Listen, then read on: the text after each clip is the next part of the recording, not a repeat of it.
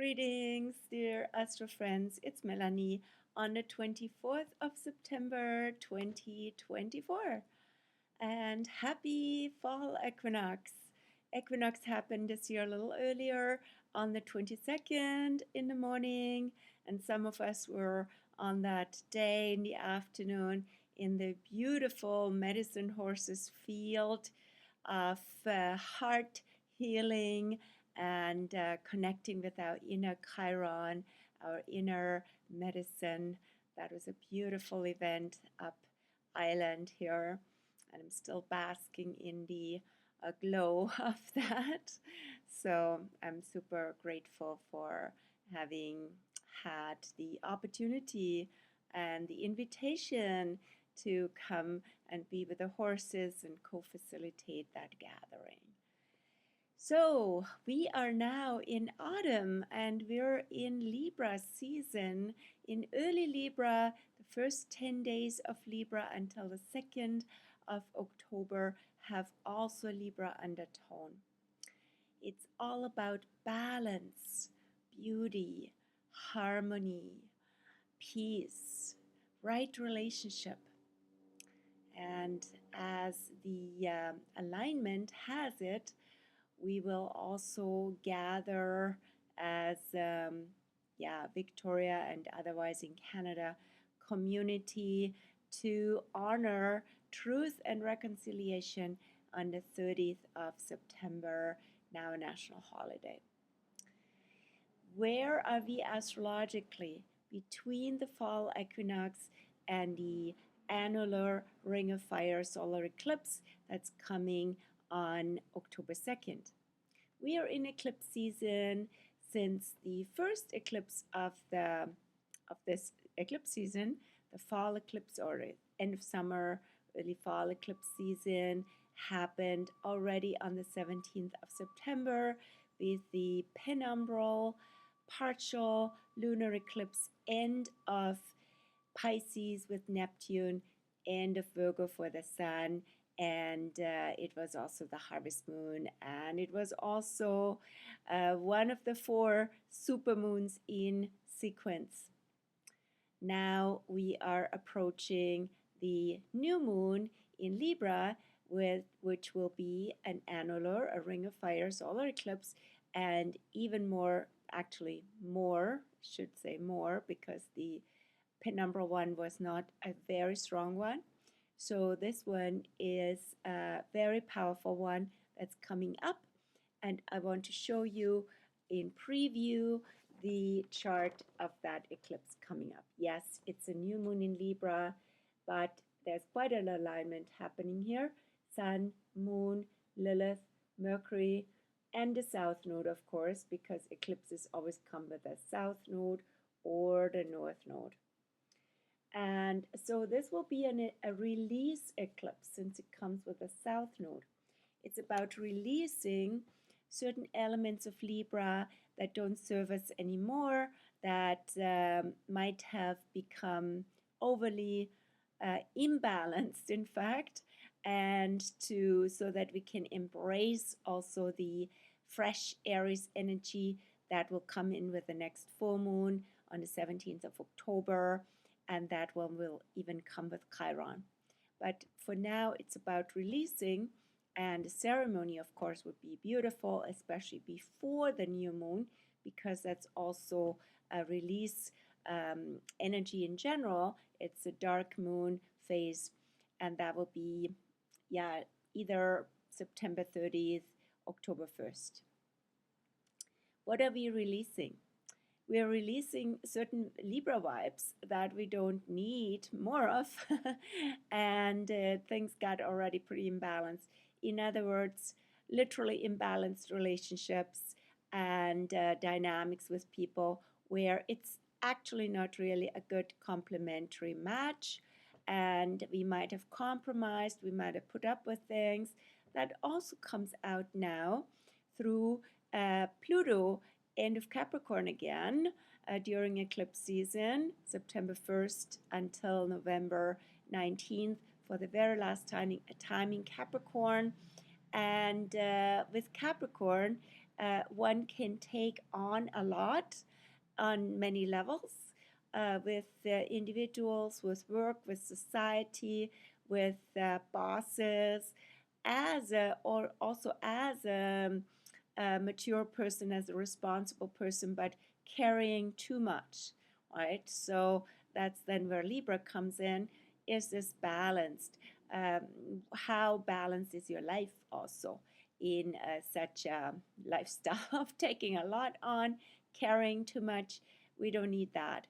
And we need more freedom. This is also what Aquarius brings, not automatically, right? So we also have to process to get there. And but the energy is much more conducive as Pluto will go into Aquarius, as the Aquarius momentum is picking up, and early Aquarius will also have a Libra undertone. So there it's about balance, justice, fairness, social justice, especially also fairness, and in society, and in groups, in systems. This is where Aquarius comes in that greater and that bigger dynamic, while Libra deals rather with one-on-one dynamics. But also the law is very Libran, and so this is a time to really become more aware of the givings and receivings and the pros and cons, and also making wise and fair and just choices. Choices are super important with Libra. Choices, of course, lead to consequences and to change. That's where Scorpio comes in. With Libra, we're weighing, right? We're weighing the options. And of course, that's super relevant for the BC elections, but also for the US elections. All of that is on now in a societal situation where big consequences can will will be happening and will be the result of certain choices, and of choices that are, and of elections that also need to be fair and just. So what's with that Libra eclipse? Yes, October 2nd, it comes in opposition with, of course, the South Node, but also Chiron around here, and even Neptune not far, right? All on this cusp from Pisces, but even more so into Aries. And Aries is where we step up, we step forward, we are authentic, we are taking the first step. We're not waiting for others to join us, which can be also a Libra thing, right? I go if you go, basically, right? Or do you want to come with me? And if you're not coming with me, nobody's going. Aries would say, I'm going, and you can join me, right? And it's got to be authentic, and somebody's got to take initiative. This is where fresh energy comes in, where brave warrior spirit comes in, and we'll see more of that with the next supermoon. So we have the warrior spirit in Aries, and we have the sacred marriage archetype in Libra, also the marriage of opposites. If you were born with lots of oppositions in your chart, the oppositions, and especially a full moon is the prototype of an opposition, that has also quite a Libra theme. So Libra can show up in many ways, right? Even if you don't have anything in Libra as a zodiac sign, right? So that's also always the art and alchemy of astrology, to see things in different ways and to see themes and patterns. And I always love that. So that Libra new moon, more about that next week. And of course, also in a blog article, I write about it. It's in the making. You can find it on my Astro News blog, and also, of course, on Facebook, where I post links to these various blogs. What has already happened recently is Venus came out of Libra on the day when the Sun entered Libra on fall equinox and entered Scorpio. on its 22nd, September 22nd in the evening. She will be in Scorpio until until October 17th. And so with Venus in Scorpio, which you can see Venus on the fall equinox chart being just here on this cusp, on what I call the tipping point from Libra to Scorpio. It's also an alchemy point where different ingredients come together and create a new alchemical, magical effect. And that's, of course, relevant also for cooking. And but Venus going into Scorpio is now freshly in Scorpio. And I love that energy. It's quite a magical, alchemical energy where lots of things are happening that are pretty juicy, and there's so much more going on than what meets the eye. But Venus in Scorpio has also a bad reputation in the whole spectrum of, good, bad, nice, not so nice, right? If you go into this polarity. Why is that so, or what could come up with Venus in Scorpio? Of course, more depth, right? More what's usually hidden and covered, and not so pleasant, but still totally in need of and capable of love. That is what Venus in Scorpio brings. Love at deep places. She takes us, and love takes us to these deep places that we sometimes want to avoid, where the shadow comes up. The shadow wants to be loved also and not repressed, and where our deeper motives are on the table, where sometimes we do all sorts of things for love, or it's actually rather about power than about love, right? So is it the love of power, or is it the power of love? And the transformation of the love of power into the power of love would be the optimum, right? And so, yeah, where is shared power also in relationship rather than power over? And yeah, with Venus, it's about how deep is your love. That's really what matters most with Venus in Scorpio.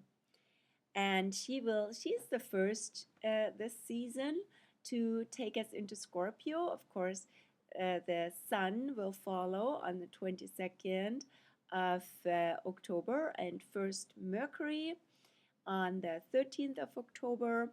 But Mercury is still in Virgo, actually, and has to go through Libra first, which will happen from the 26th of September on. So next weekend, or no, or whatever we're talking about, on Thursday, we're having Tuesday today. On Thursday, the 26th, Mercury goes into Libra for the next few weeks. Mercury has been in Virgo for quite a long time, and also in Leo even longer because of this retro loop we've had in August. And July was already Mercury in Leo, then going from early Virgo back to end of Leo retrograde. And now we're really out of this retrograde phase, including the post-retro storm, the post-retro shadow. So we can look back at this summer of Mercury retro, mostly in Leo, Virgo, Leo. And it was a lot about self-awareness rather than, the strong self that always Mercury in Leo can also reveal, Mercury retro in Leo can reveal the self-absorption through communication, right? So you might have noticed a lot how much you think about yourself and how much people talk about themselves, and what that really reveals. Is it a narcissistic thing? Is it more about a call and to be seen, to be loved, and an expression of compensation for true self-love, stuff like that. So, but Mercury goes into Libra, and that is all about balance. Again, equanimity, balance in the mind, balanced, harmonious mind, and noticing also different sides in your mentality, right? How they change your thoughts, change your day, and how can you bring more balance into your mind, and how can you cultivate equanimity. And that is also a Buddhist virtue, so to say, maybe through meditation. Peace of mind starts in the mind. Peace starts in the mind.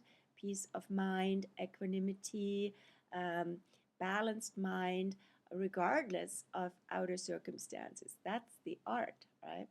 And speaking of art, we will also have a stronger inclination to turn towards art and culture, which is very much the Libra season anyway, right? So lots of cultural events are starting again, and that's beautiful and that's social. The Mercury will actually meet the Sun halfway, sort of between Mercury retrophases. That is called a superior conjunction in early um, Libra here. That will be the case on the 30th, also on the Truth and Reconciliation Day. Mercury and the Sun coming together. Sorry, my computer's waking up. I'm just looking at my little cheat sheet here for the alignments of the week.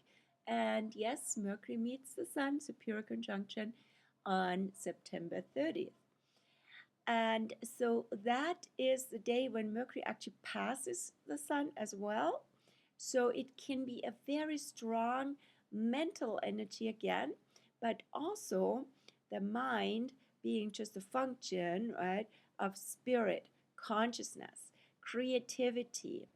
And so a beautiful marker on that day, and I would say even more so with the new moon 2 days later, of new creativity, new harmony, new peace, new negotiations, while letting go of the old, as I said, the old vibration of Libra, negotiation, agreements, contracts, fairness, justice, all really requires balance, and it's not compromise, right? And new choices arising, authentic choices having to do also with the Aries side, but it's also about beauty, harmony, right? Aesthetics, right? So there can be lots of creative ideas and energy for that with the superior conjunction of Mercury, the Sun in early Libra. And especially where early to mid Libra is in your chart, that's where it comes out. So let's say it's in your 4th house, then it definitely comes out in your home, and of course also with your family, and also being in right relations with your family and with your origin, and bringing peace and harmony to your home.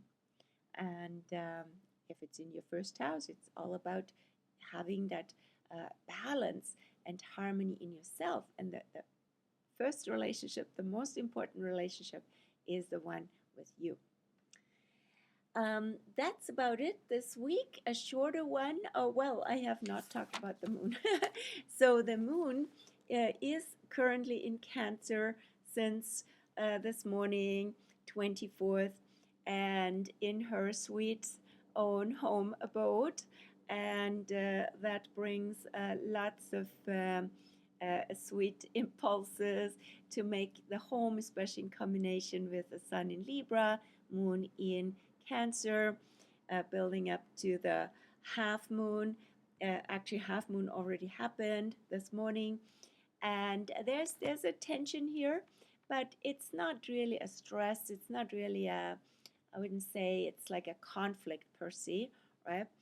The moon in Cancer is at home and very sweet and soft there, and Sun in Cancer, Sun in Libra is also not an aggressive force per se or a conflict prone. It's more about really more energy for harmony, for beauty, for balance. Maybe you have done something around your home. I have intentionally, and that feels so good. And then the moon will be still in Cancer all day tomorrow, Wednesday, until Thursday afternoon, 3:47 p.m. And that's when the moon crosses what I call the creativity point from Cancer to Leo. So now it's a very soft and gentle, but also, um, yeah, playful energy, right? So nourishing and nurturing yourself emotionally and on all levels, and aesthetically, especially with Libra, right? Do something for yourself to enhance beauty, harmony, and and aesthetics. Then the moon goes into Leo. We'll be in Leo all day Friday, all day Saturday, until Sunday the 29th in the morning. And the Leo moon, in combination with the Libra sun, is beautiful for celebration, for culture, for any events where people come together and and show their colors, be creative, harvest festival, celebrate the season, celebrate life, all of that beautiful with Leo and Libra in combination. Then the moon goes over what I call this, what is called in astrology the Sphinx point, on Sunday the 29th in the morning. So the self and all the creative expression also is being grounded, right? And it's also again about self-awareness, what I mentioned regarding the Mercury retro. The last Mercury retro was cruising over this Sphinx point 3 times. And so being self-aware and also bringing our passion, our energy, our zest for life, right? All of that of Leo, our creativity, into service and into something practical also that helps ourselves and that helps other people.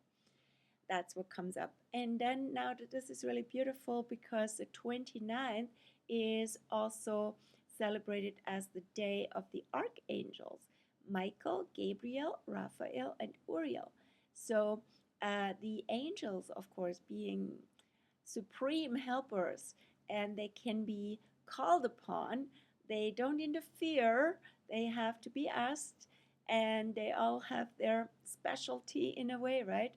So Michael really protects, and especially protects from dark forces, and is a warrior angel. Raphael is a healer angel. Gabriel is a messenger. Now, Uriel, I have to check again. Very important too, but usually not so well known. And I have to find something out about Uriel and write about it in my post. Then, yes, so the moon in Virgo on the Archangel Day, and moon still in Virgo on the 30th of September when this Astro Week ends, before going into Libra, where we have the dark moon, dark before new moon, and then, as I mentioned, right, the new moon being the Ring of Fire solar eclipse. That's it for today, a shorter clip, and I will be out in the beautiful autumn sun here soon this afternoon after posting this. I wish you a beautiful first Libra week of the year, and hope to see you in real life. So you see me again next week with the Astro Weather. Take care. Bye.